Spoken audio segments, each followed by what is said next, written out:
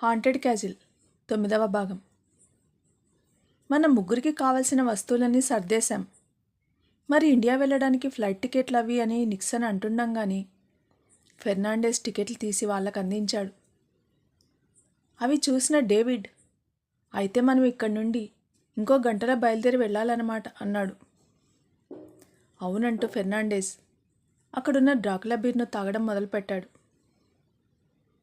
Nixon ఇండియాలో ఉన్న Dracula క్యాజిల్కి వెళ్ళి డ్రాక్ స్టోన్ను తెచ్చుకోవడంలో ఇలాంటి సమస్యలు ఎదురవుతాయో అని భయంగా ఉన్నాడు. డేవిడ్ మాత్రం డ్రాక్ స్టోన్ ద్వారా లభించే నిధులు నిక్షేపాలను ఏం చేద్దామా అనే ఆలోచనల్లో మునిగి ఉన్నాడు. ఫెర్నాండెజ్ మాత్రం డ్రాకులా బీర్ను తాగుతూ సమయం గడిపేశాడు.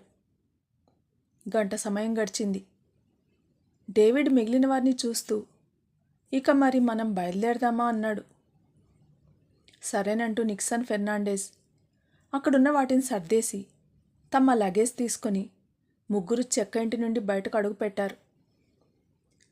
ఫెర్నాండెస్ చెక్క ఇంటి తలుపు లాగి పెద్ద తాళం వేశాడు. ముగ్గురు కలిసి ఆ ఇంటి మలుపు తిరగగానే డ్రాకులా కోట నుండి దూసుకొచ్చిన హోరుగాలి సరాసరి చెక్క ఇంటి కిటికీని తోసుకొని లోపలికి ప్రవేశించింది. కిటికీ గుండా విసురుగా లోపలికి ప్రవేశించిన గాలి మెట్లదారి ఉన్న తలుపును బలంగా తోసుకొని భూగృహంలో ఉన్న గదిలోకి దూసుకుపోయింది. డ్రాకులా రాజు ఫోటోను బలంగా తాకుతూ ఆ హోరుగాలి ఆ ఫోటోలో ఇమిడిపోయింది.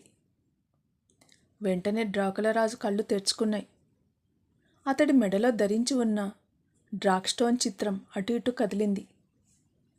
అవేమీ తెలియని బయటికి వచ్చిన ముగ్గురు స్నేహితులు ముందుకు నడిచారు. అకస్మాత్తుగా వారి ఎదురుగా నల్లపిల్లి ప్రత్యక్షమైంది.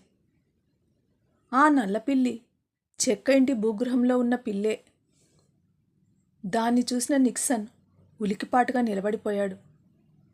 అంతలో అటుపక్క మలుపు నుండి వచ్చిన పెద్ద ట్రక్కు ఆ నల్లపిల్లిని బలంగా ఢీకొట్టింది. దాని నుండి చివ్వున చిమ్మిన రక్తం ఆ ముగ్గురు మొహాల మీద చిమ్మింది. వారి మొహాలు ఎర్రగా మారిపోయాయి. ఇండియాలోని ఖాన్బాబా హోటల్. హైవే నంబర్ 13లో అదృశ్యమైన వ్యక్తులు వేల కోట్ల నిధుల కోసమే వెళ్లారని ప్రచారం అనే వార్త ఆకాష్ చదవగానే బాబా ఉలిక్కిపడ్డాడు. దీర్ఘాలోచనలో మునిగిపోయాడు. ఆ వార్తను మాత్రమే చదివిన ఆకాష్ తీవ్రంగా ఆలోచించడం మొదలుపెట్టాడు. శివ, సంజీవులు, అక్షిత ఆ క్షణమే ఎవరికి వారికి వారే మనసుల్లో వేల కోట్ల నిధులు అనే పదం నిక్షిప్తమయ్యింది. ఆ నిధులను ఎలాగైనా సొంతం చేసుకోవాలన్న ఆలోచనలు వారిని ఆక్రమించుకున్నాయి. నలుగురు కలిసి బాబా చుట్టూ చేరారు. బాబా అంటూ అందరూ ఏకకాలంలో పిలిచారు. అప్పటికే తేరుకున్న బాబా వారెందుకు పిలిచారో అర్థమైనట్టుగా మారు మాట్లాడకుండా లేచి వెళ్ళి టీ కలపసాగాడు. నలుగురు కూడబలుక్కుని ఏదో చర్చించుకున్నారు. తర్వాత బాబా వద్దకు వెళ్ళారు. ఛాయ్ తాగుతారా అంటూ కెటిల్లోని ఛాయ్ను గ్లాసుల్లోకి పోస్తున్న బాబాను వారించింది అక్షిత. బాబా, ఆ నిధి నిక్షేపాలను మనమెందుకు సొంతం చేసుకోకూడదు అని నలుగురు ఏకకంఠంతో బాబాను ప్రశ్నించారు. వారి మాటలు విన్న బాబా చేతిలోని ఛాయ్ కిటిల్ కంగుమంటూ కింద పడిపోయి దొర్లసాగింది. బాబా నిశ్చేష్టుడై నిలబడిపోయాడు. సమయం రాత్రి 1 గంట. ఇండియాలోని చిరా రైల్వే స్టేషన్. అతి చిన్నదైన ఆ స్టేషన్లో ఆ సమయంలో ఆగే రైళ్లు ఏవీ లేవు. కానీ ఒకే ఒక గూడ్స్ బండి అక్కడ ఆగింది. ఆ శబ్దానికి నిద్రపోతున్న స్టేషన్ మాస్టర్ ఉలికిపాటుగా బయటకు వచ్చాడు. అక్కడ ఆగి ఉన్న గూడ్స్ బండిని చూసి ఆశ్చర్యంగా ముందుకు వచ్చాడు. ఆగిన ఆ గూడ్స్ నుండి డేవిడ్, నిక్సన్, ఫెర్నాండెస్ కిందకు దిగారు. వారిని చూసి మరింత ఆశ్చర్యంగా వారి వద్దకు వెళ్ళసాగాడు స్టేషన్ మాస్టర్. ఇంతలో గూడ్స్ రైలు బండి ముందుకు కదిలింది. వారి వద్దకు వెళ్తున్న స్టేషన్ మాస్టర్ యథాలాపంగా ముందుకు చూశాడు. ఒక్కసారిగా భయకంపితుడై అలాగే స్థానువులా నిలబడిపోయాడు. దూరంగా ఆ గూడ్స్ రైలు బండి పొగలో కరిగిపోతోంది. ఆ దృశ్యాన్ని అలాగే చూస్తుండిపోయిన స్టేషన్ మాస్టర్ కొద్దిసేపటి తర్వాత తెప్పరిల్లాడు. ఆ ముగ్గురు కోసం చూసేసరికి అల్లంత దూరాన చీకటిలో వెళ్తున్న 3 ఆకారాలు కనిపించాయి. వాటి నీడ స్టేషన్లో ఉన్న లైట్ల వెలుతురులో విచిత్రమైన ఆకారాల్లో కనిపిస్తున్నాయి. కలలో ఉన్నవాడిలా నడుస్తూ స్టేషన్ మాస్టర్ లోపలికి వెళ్ళిపోయాడు.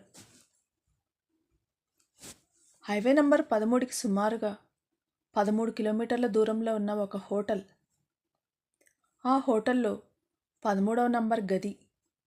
ఆ గదిలో డేవిడ్, నిక్సన్, ఫెర్నాండెజ్ ఒక మ్యాప్ను పరిశీలిస్తున్నారు.